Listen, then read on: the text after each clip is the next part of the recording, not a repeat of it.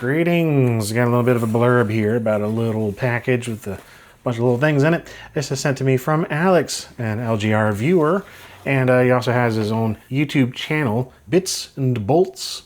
Not only does he make videos, but he's been messing around with PCBs. What we have here is this thing here, the AWE64 memory board. I think a few of them, actually. I love the AWE64 Gold. I mean, even the value card is quite nice. Ooh, this is nice packaging, too. How tidy. But, yeah.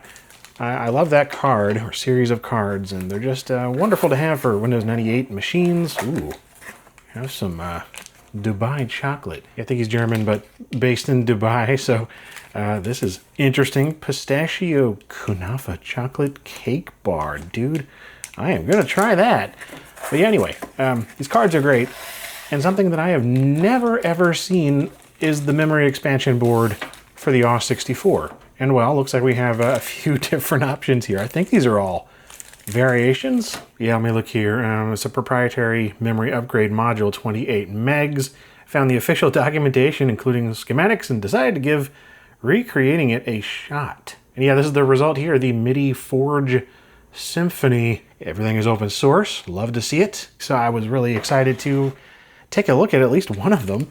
Let's just open them up one by one and see what we got here and test it with one of my AWE64s. Because dang it, those cards are wonderful and they deserve some love. Look at that. So we have the Minuet here, 8 megs. What a tidy, beautiful little thing. And we have here the Sonata, 28 megs. Wonder what the differences are. I think these are also 28 megs. Yeah, so here is the Rhapsody. The way all the chips are laid out, it almost... Yeah, it does. It says aw.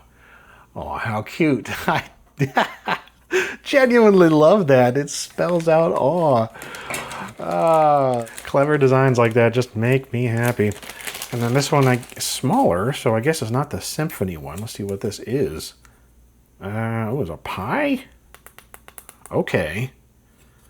MT32 and wavetable Pi. Is this like a... So I'm assuming full-on wavetable kind of thing. It's got a little, was it an OLED maybe? Okay, let's look this up. Okay, so that one is the Maestro. It is a wavetable emulator. That's awesome. And he does sell assembled boards, limited quantity available per month. I'll put the links, of course, in the description for all this stuff. So yeah, the value card only has 512K memory, and the Gold has 4 megs on board, really limiting the size of your sound fonts. What I don't know is what the difference is between the Rhapsody and the other one, the Sonata. All right, so it seems the Sonata uses 3.3 volt memory chips, voltage regulators, level shifters, and does not require a GAL chip. No programming, no code, no fuss, just off-the-shelf components. Well, that's awesome. Honestly, this kind of seems on the surface to be a better solution. Well, either way, I think that these are all kind of fantastic. So I'm going to try, I guess, probably the Rhapsody. I don't know, I just think it looks incredible. I love that it spells awe. Yeah, these are all going to plug into the same spot on your card. And this, the Maestro. Yeah, I've messed around with a lot of these newer wavetable thingies, but this definitely looks more involved. And I have an MT32 Pi and, well, not a wavetable Pi, but some other thing that was based on a Pi, and I never got around to doing a video on it because I got them right around the time of the stupid storm, and so I don't know where those ended up. They got packed up after I was cleaning up after the roof caved in. But they're somewhere. Maybe I'll get to them eventually. But yeah, this has MT32 Pi project in here, which I want to say is discontinued now, unfortunately. Yeah, at least any more versions or updates or whatever. And I just hate to see that in this community. But yeah, I absolutely loved the MT32 Pi. I got one in a really cool little case. It looks like a little mini MT32 sort of. So with that little screen and everything, it was so cool. Let me get one of my cards out of a computer real quick. And actually, I want to try this dang chocolate because I don't get a chance to do this kind of thing very often. Oh, smells heavenly. Yeah, that milk chocolate and the very slight pistachio. Immediately wonderful. That's amazing. It's so soft. almost like one of those Little Debbie kind of, you know, one of those things. Significantly better. Oh my goodness, save that for later. Might stick it in the fridge. I bet that would be good refrigerated. Well, that is very, very sweet, and these are very sweet. So, let's try them out. All right, well, first up, as a point of comparison here, just the normal unexpanded AWE64 Gold. I'm going to be using the synth here, which you can customize with your different sound fonts. And by default, or what it comes with on the CD-ROM for the sound card, is just a few of them. And the largest one you can use is this 4 megabyte MU8000, yeah, whatever this is. A general MIDI kind of thing. And it has a few different ones. I think maybe this one is the default one. This one's slightly larger. We'll just go with this one right here because this is as much as we can go. But yeah, as a little bit of comparison here, some Canyon.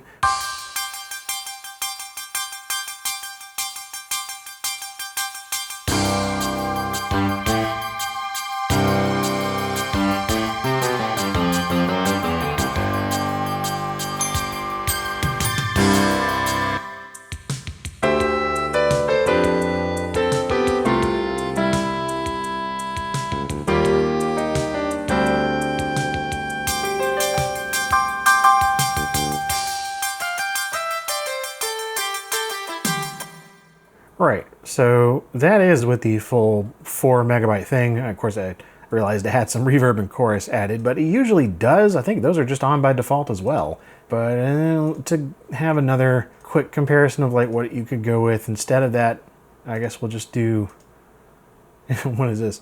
Synth MT, I guess it's sort of MT32 like. It's not very large, but it'll definitely sound different. So we apply that, and yeah, you see we have tons of memory left. So,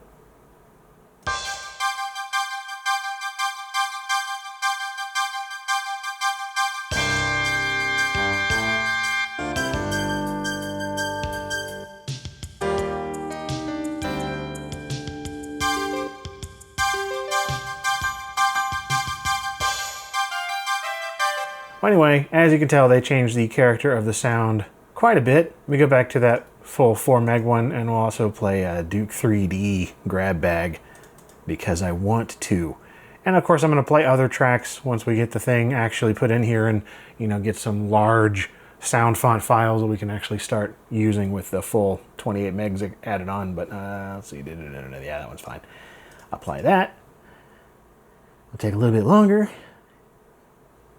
And yeah, this is just the on-card memory. It doesn't matter how much memory you have going on with your system. So 198K free, we'll do grab bag.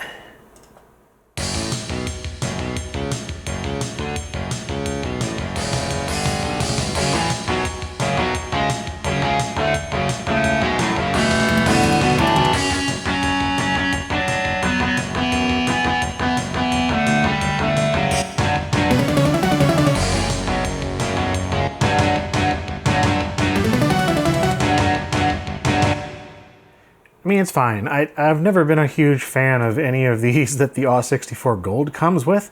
Appropriately nostalgic, let's put it that way. But whatever, we're not here to talk about that, dang it. Let's get inside the computer and install this little expansion thingy.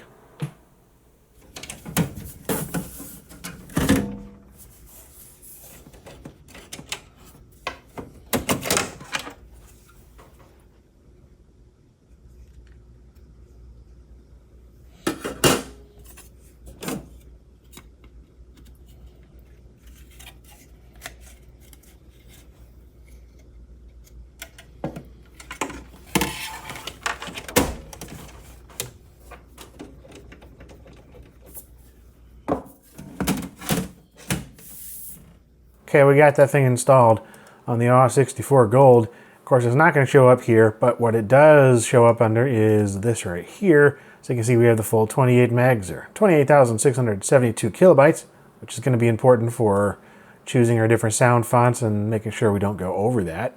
Otherwise, it's just going to put up an error.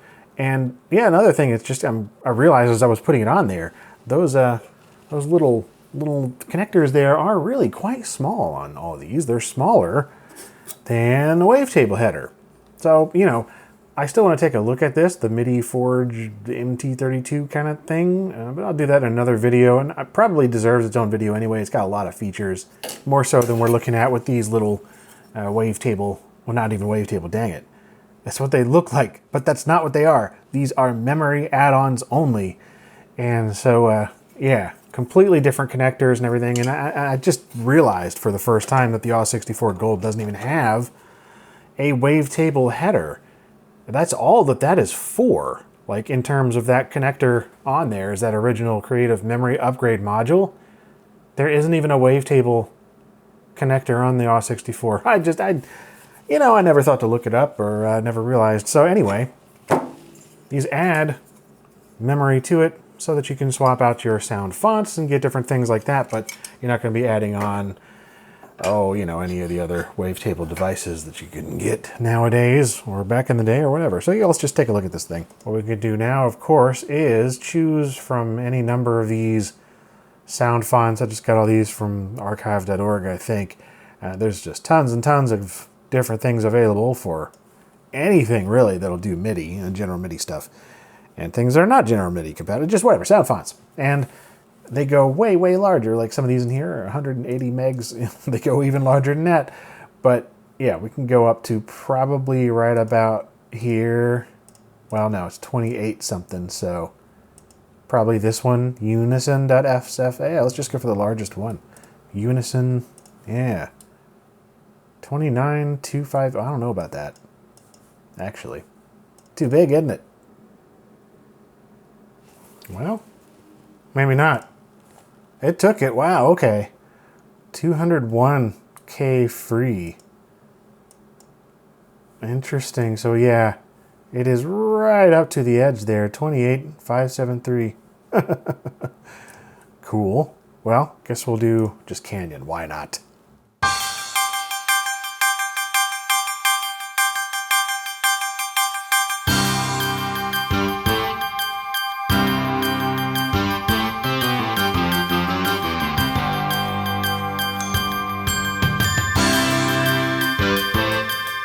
Well, I can hear some different guitar leads and the piano kind of sound a little bit different. Yeah, the percussion and stuff. It's minor though. It doesn't sound like another 24 megabytes worth, but that's the beauty though of sound fonts. Honestly, you got so many endless ones to choose from out there. So let's choose something that should sound really different. With Sonic the Hedgehog 2. Let's see what that is. Yeah, because I could not get this to apply before because of the 4 megabyte limit, so it's just over 4 megs, but now we can try it out.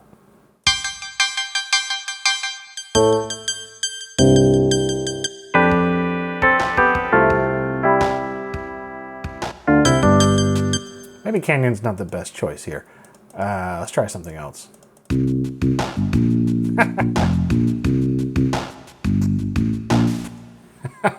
Yeah, I got some like Sega Genesis sounding percussion there.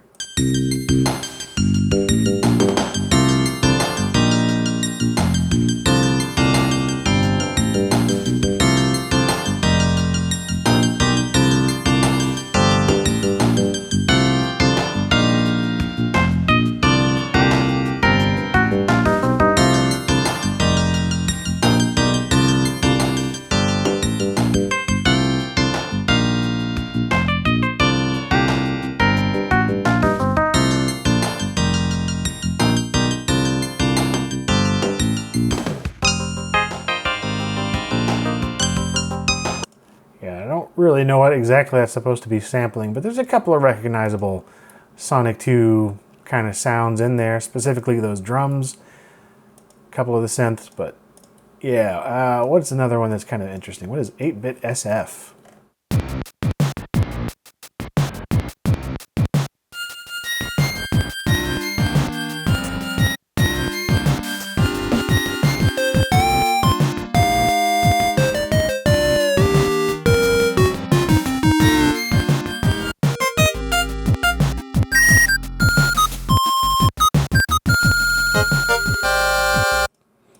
I mean, that's interesting, but it's kind of bad. Let's try grab bag with that one.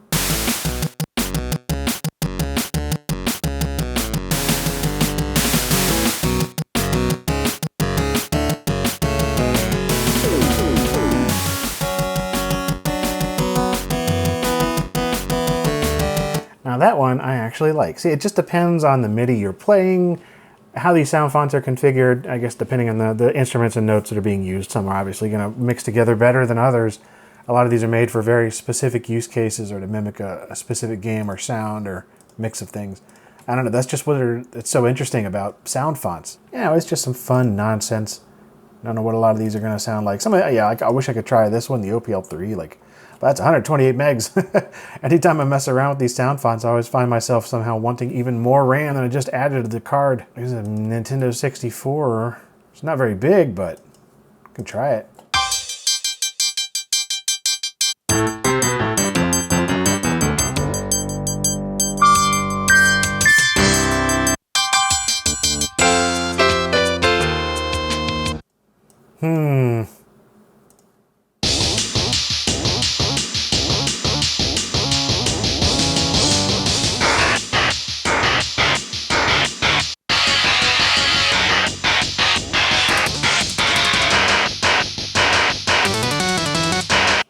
Wow. Fascinating results. Not good, but fascinating.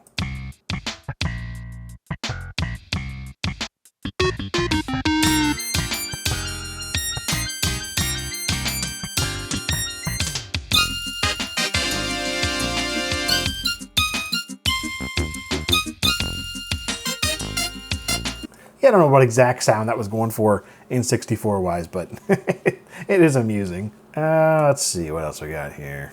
Acapella. Huh.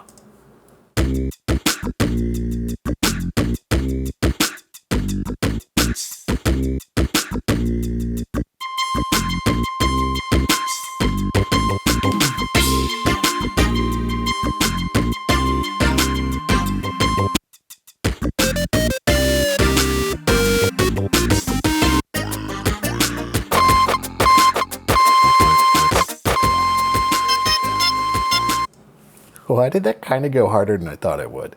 All right, I've been seeing these Nokia ones. What are these? Oh, like a 3510? Okay. Because yeah, those a lot of those older phones had some really interesting MIDI capabilities. Yeah, this one's tiny. And some of them didn't even have, I mean, they could just do it through like beeping, like their own little synth.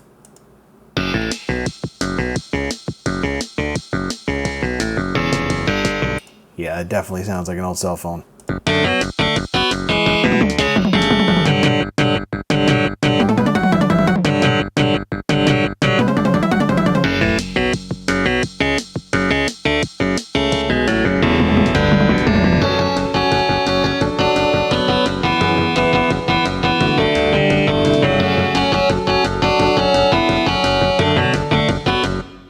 Yeah, that's kind of what I'm after, you know, getting sounds that are so distinct that you just want to mess with them, and you could make it sound like this.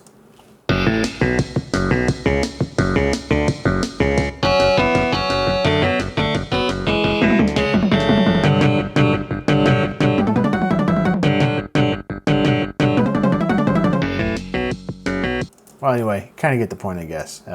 It's fun to mess with sound fonts, see what can be done. Of course, you need RAM in order to do that. So very much glad to have this option for the AWE64, one of my favorite little cards. Thanks again to Bits and Bolts, some really good videos going over how these are made and just all kinds of related vintage computery things. And it looks like the Rhapsody is, for example, available for $214 fully assembled. And there are also these two. So this is only the 8 meg Minuet and the 28 meg, which is the same as the Rhapsody Sonata, which I presume would be cheaper. Again, I'm going to have the links in the description. I'll just try that Aspirin sound font as we leave the video here. Thank you very much for watching this blurb.